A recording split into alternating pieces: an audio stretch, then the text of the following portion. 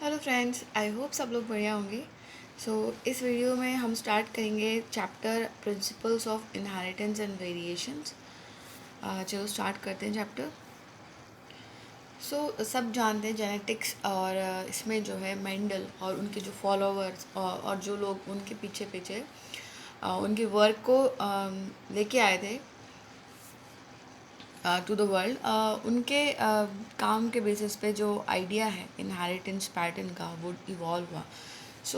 ये जो मेंडल ने कहा था कि कुछ फैक्टर्स होते हैं जो डिटरमाइन करते हैं फिनोटाइप को, जो कि क्लियर नहीं है। फैक्टर्स क्या हैं उनको नहीं पता था। बाद में जो ये फैक्टर्स थे इनको बोला गया कि ये जो है जेनेटिक बेसिस है इनहेरिटेंस का, और इनको जीन्स जो है वो नाम दिया गया था। यहाँ पे बहुत सारे साइंटिस्ट हैं जिन्होंने कंसिक्वेंट डेवलपमेंट की है। उनका मेजर कंट्रीब्यूशन है इसमें जेनेटिक्स में और इनहेरिटेंस की जो थ्योरीज हैं उनमें। इनमें है Watson, Crick, Nirenberg, Khorana and then Kornbergs जो कि फादर और सन ड्यूओ थे, then Benzer, Monod, Brenner etcetera. यहाँ पे जो है इस जेनेटिक्स के साथ साथ एक पैरेलल जो प्रॉब्लम थी इवोल्यूशन की वो भी टैकल की गई। जैसे कि सब जानते हैं कि जो एनिमल होता है वो अपने जैसे ही एनिमल को प्रोड्यूस करता है। जैसे हाथी है तो हाथी कोई प्रोड्यूस करेगा, इंसान है तो इंसान कोई प्रोड्यूस करेगा। ये जो है क्रॉस ब्रीडिंग ऐसा क्यों नहीं होता है? क्योंकि यहाँ पे जो है जो संतति है वो जनकों से मिलती जुलती होती है, वो उनसे थोड़ी सी जो है भिन्न नहीं होती है, लेकिन उनके कुछ लक्षण जो है वो भिन्न, उनमें भिन्नता दिखती है। यानी वो फिनोटाइपिकली यानी फिजिकली जो है उनके जैसे दिखेंगे। जीव विज्ञान की शाखा जो है अनुवांशिकी विज्ञान यानी जेनेटिक्स जो है उसमें ऐसे सारे जो क्वेश्चंस हैं उनको स्टडी किया जाता है कि ये ऐसा क्यों है। जो एनिमल्स हैं वो अपने जैसे ही एनिमल्स को क्यों प्रोड्यूस करते हैं, और जो ऑफस्प्रिंग्स हैं उनमें एक जैसी जो है समानता क्यों होती है। ह्यूमंस जो है वो 8,000 से 10,000 ईसा पूर्व जो है उनको ये ज्ञान हो चुका था कि जो विविधता है, जो वेरिएशन है, ये सेक्सुअल रिप्रोडक्शन में जो है उसमें हिडन, उससे जुड़ी हुई है ये। उन्होंने जो है बहुत सारी अलग अलग तरह के जो वाइल्ड पॉपुलेशन है प्लांट्स और एनिमल्स की, उनको सेलेक्टिवली ब्रीड करवाया, और जो ऑर्गेनिजम्स हैं उनको उनमें डिज़ायरेबल कैरेक्टर्स जो है वो हमने चूज़ किए। जैसे कि आर्टिफिशियल सिलेक्शन और डोमेस्टिकेशन से जो एंसेस्ट्रल वाइल्ड काव है, तो वहाँ से जो वेल नोन इंडियन ब्रीड्स हैं जैसे साहिवाल वगैरह हैं पंजाब में, तो ये जो है हमने ऑब्टेन की, क्योंकि इंसानों को पहले ही पता चल, बहुत साल पहले ही जो है उन्हें पता था कि इस तरह से अगर कराएंगे हम तो we can obtain a desirable जो कैरेक्टरिस्टिक्स हैं वो हम ऑब्टेन कर सकते हैं इन एन पर्टिकुलर एनिमल। जो हमारे एंसेस्टर्स हैं उनको पता था इनहेरिटेंस जो है कैरेक्टर्स का एंड वेरिएशंस के बारे में, लेकिन उनको बहुत ही कम आइडिया था about the scientific basis of this phenomena. अब आगे जो है मेंडल ने इस पर एक्सपेरिमेंट्स किए और मेंडल ने लॉज दिए। तो पहला है Mendel's law of inheritance. Mid 19th century में क्या था कि अनुवांशिकता को समझने के संबंध में जो है वो प्रगति हो सकी। जो ग्रिगोर मेंडल है उन्होंने एक्सपेरिमेंट कंडक्ट किए थे, hybridization experiment on garden peas for 7 years. तो 1856 से 1863 तक उन्होंने एक्सपेरिमेंट किए थे, और उन्होंने 7 पेयर ऑफ जो ट्रेड्स हैं वो लिए, यानी कि टोटल जो है 14 कैरेक्टर्स लिए, और पेयर में जो है अगर पूछा जाए तो 7 लिए थे, क्योंकि ये क्वेश्चन जो है वो पूछ लिया जाता है और इसमें कन्फ्यूजन हो जाता है। तो पेयर है 7 एंड कैरेक्टर्स है 14। यहाँ पे जो कैरेक्टर्स दे रखे हैं हमको, तो बीज के आकार का, यहाँ पे एक पेयर हो जाएगा और 2 कैरेक्टर हैं कि गोल है या फिर झुर्रीदार है। एंड देन बीज का रंग है, फूल का रंग है, और फली का आकार है, फली का रंग है। तो ये सारे जो है वो हैं डोमिनेंट, और ये सारे जो है वो रिसेसिव कैरेक्टरिस्टिक्स हैं। इनके जो एक्सपेरिमेंट्स थे, जो उनके संकरण के प्रयोग तथा उनके आधार पर जीवों की वंशागति नियम को प्रस्तावित किया गया। तो सांख्यिकीय विश्लेषणों और गणितीय तर्कशास्त्र का जीव विज्ञान की समस्याओं के समाधान हेतु प्रथम उपयोग भी जो है वो मेंडल द्वारा वंशागत अवशेषणों के जो है दौरान ही किया गया था। सो इनके एक्सपेरिमेंट जो है उसमें लार्ज सैम्पलिंग की गई थी, सैम्पलिंग साइज जो है लार्ज थी। सो क्रेडिबिलिटी जो है वो डेटा की ज़्यादा यहाँ पे बढ़ गई थी।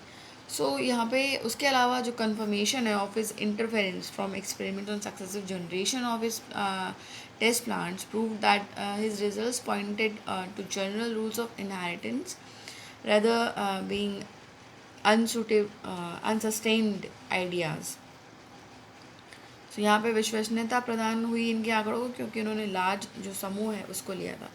सो मेंडल ने मटर के पौधे के उन लक्षणों पर विचार किया जो सर्वथा विपरीतार्थ थे, जैसे कि लंबे और जो है डार्क प्लांट, छोटे बोने पौधे, उसके अलावा येलो या फिर ग्रीन जो है सीड्स हैं। तो इससे उनको जो है आधारभूत ढांचा तैयार करने में सहायता मिली कि वंशागति के नियमों की। जो वैज्ञानिकों ने इसे विस्तार दिया और जिससे विविध नैसर्गिक घटनाओं और उनमें निहित जटिलताओं का स्पष्टीकरण जो है वो किया जा सकता है। मेंडल ने ये कंडक्ट किए थे artificial pollination, cross pollination experiment और जो ट्रू ब्रीडिंग पी लाइन्स हैं उनमें। क्रॉस पॉलिनेशन और आर्टिफिशियल पॉलिनेशन से जो है उन्होंने बहुत सारे क्रॉस जो है एक्सपेरिमेंट की। तो इससे उन्हें पता चला कि ये जो फैक्टर्स हैं इनका क्या रोल रहता है इन द प्रोजेनी, और ये जो है कैसे जो है ट्रांसफ़र होते हैं। मेंडल ने 14 तदु प्रजननी मटर की किस्मों को छांटा, अर्थात 7 जोड़े जो है वो विपरीत लक्षणों को लिया और इनके अन्य लक्षण जो है वो समान थे, जैसे चिकने या फिर झुर्रीदार बीज हैं, पीले या हरे बीज, फूली हुई या सिकुड़ी हुई फलियाँ हैं, हरी या फिर पीली फलियाँ हैं, लंबे या फिर बोने पौधे। तो ये 7 ट्रेड्स थे और इसकी जो है एक टेबल है उसमें ये दे रखे हैं।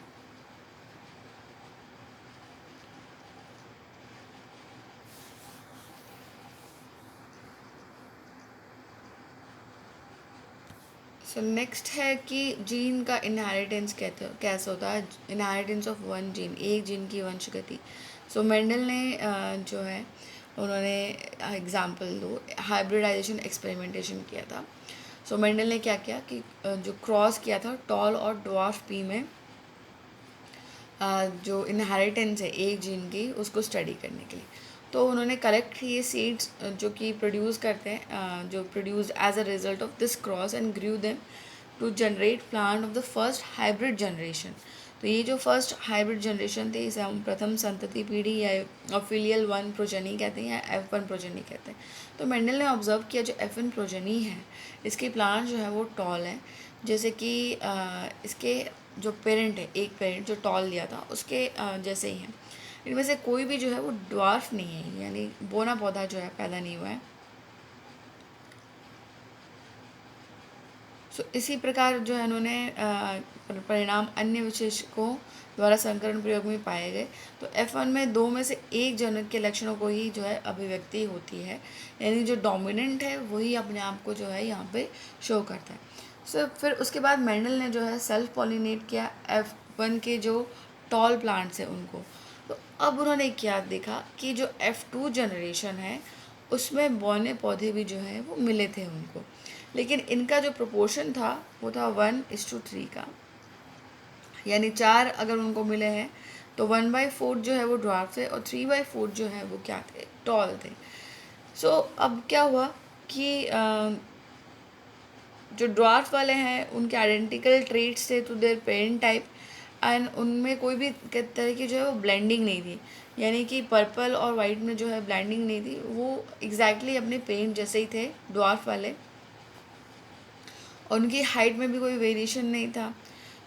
सिमिलर रिजल्ट्स जो है उन्होंने ऑब्टेन किए विद द अदर ट्रेट्स, जो जैसे कि बाकी के जो 7 ट्रेट्स में से 7 पेयर ऑफ ट्रेट्स में से उन्होंने एक्सपेरिमेंट किए, एक स्टडी की थी कि देखते हैं कि क्या होता है। पहले F1 प्रोजेनी में जो डोमिनेंट जो था उसकी ही जो है प्रोमिनेंस रही, और फिर सेल्फ पॉलिनेशन के बाद F2 प्रोजेनी में क्या हुआ कि टेस्ट जो है वो एकदम सरप्राइजिंग हो गए। तो 3:1 का जो है टेस्ट क्रॉस में सेल्फ पॉलिनेशन में जो है ये प्रोपोर्शन आया 3:1 का। सो ये F2 और F1 जो प्रोजेनी स्टेजेस हैं यहाँ पे ब्लेंडिंग जो है वो। सो उनके एक्सपेरिमेंट्स के ऑब्जर्वेशन पे मेंडल ने सोचा कि उनको कि कुछ तो जो है वो पास होता है जनरेशन टू जनरेशन, और जो लक्षण F1 पीढ़ी में नहीं देखा गया वह अब जो है F2 में यहाँ पे प्रदर्शित हो रहा है। तो उन्होंने ये जो है सक्सेसिव जनरेशन्स में देखा कि जो ऑफस्प्रिंग हैं उनमें यहाँ पे जो है कुछ जो है पास हो रहा है। तो उन्होंने इनको नाम दिया फैक्टर्स, जिन्हें अब हम जीन्स कहते हैं। तो जीन्स जो है ये यूनिट है इनहेरिटेंस की, और इनमें जो है इंफॉर्मेशन होती है जो कि एक पर्टिकुलर ट्रेट को एक्सप्रेस करने के लिए इंफॉर्मेशन जो है इनमें जो है स्टोर रहती है। एक पर्टिकुलर ट्रेट को एक्सप्रेस करते हैं एक ऑर्गेनिज्म में।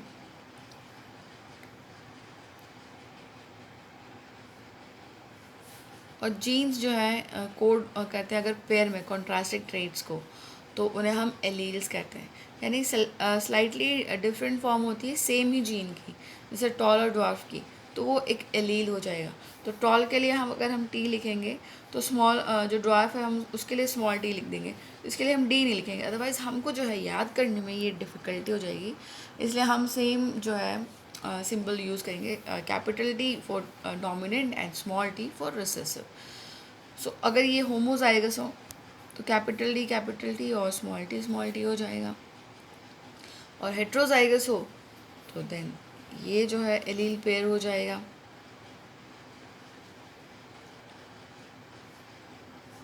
सो ये रिसेसिव और डोमिनेंट जीन जो है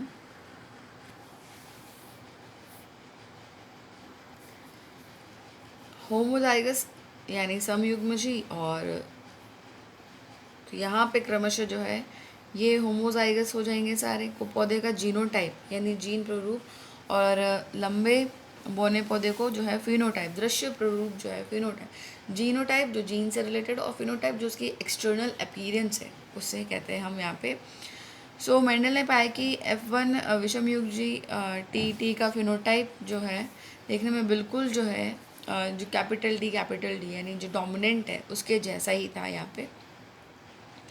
सो यहाँ पे मोनो हाइब्रिड जो है क्रॉस हुआ, जो कैपिटल टी और स्मॉल टी के बीच में, ये एक मोनो हाइब्रिड क्रॉस है। सो इसे उन्होंने ऑब्जर्व किया कि जो रिसेसिव पेरेंटल ट्रेट है वो एक्सप्रेस होता है विदाउट एनी ब्लेंडिंग इन F2 जनरेशन, और जो टॉल है और ड्वार्फ प्लांट है वो प्रोड्यूस करते हैं gametes by the process of meiosis, और alleles of parent pair separate और segregate from each other and only one allele is transmitted to a gamete, यानी वो अलग हो जाते हैं और एक ही जो पेयर है उसमें से सिर्फ एक ही एलील जो है वो ट्रांसमिट होता है इनटू द प्रोजेनी। और ये जो सेग्रीगेशन है एलील्स का ये रैंडम प्रोसेस होता है। तो 50% चांसेस होते हैं कि गैमेट में जो है कोई सा भी एक एलील हो सकता है, जो कि क्रॉसिंग से जो है हम उसको वेरीफाई कर सकते हैं। सो यहाँ पे जो गैमीट्स हैं टॉल वाले और ड्वार्फ वाले, तो फर्टिलाइजेशन के टाइम जो है दो एलील वो उनमें से सेपरेशन होके कोई भी एक जो है वो आ जाएगा, और वो डोमिनेंट जो है वो शो करता है अपने आप को, और F2 प्रोजेनी में जो रिसेसिव वाला है वो भी अपने आप को शो करेगा, क्योंकि हमें नहीं पता है कि उनका जो है जीनोटाइप क्या है, लेकिन फिनोटाइप से हमें पता चल रहा है कि ये सारे टॉल हैं। तो टॉल जो है ये इस तरह से भी हो सकता है। तो इसलिए F2 जो है प्रोजेनी उसमें ये जो दो अगर स्मॉल टी आ जाएंगे तो वो शो करेगा कि ये ड्वार्फ प्लांट है।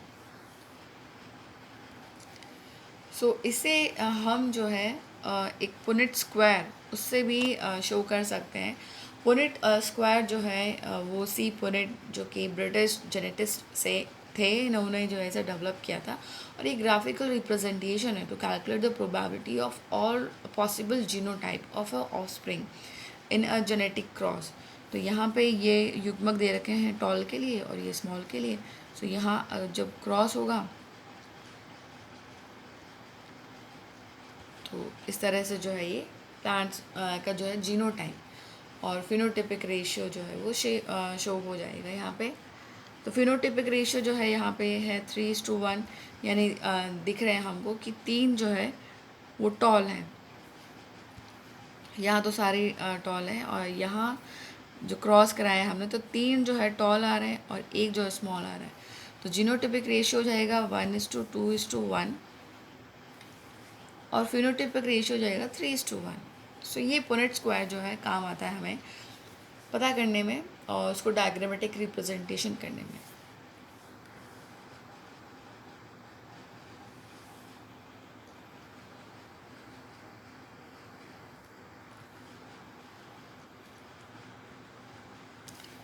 सो मेंडल ने क्या किया था कि जो टॉल प्लांट है F2 के, उनको क्रॉस कराया था विद ड्वार्फ प्लांट, और इसको जो है हम कहते हैं टेस्ट क्रॉस। सो इस वीडियो में इतना ही। नेक्स्ट वीडियो में हम इसे कंटिन्यू करेंगे। तब तक अच्छे से पढ़ाई कीजिए, अपना ख्याल रखिए। All the best. Thank you.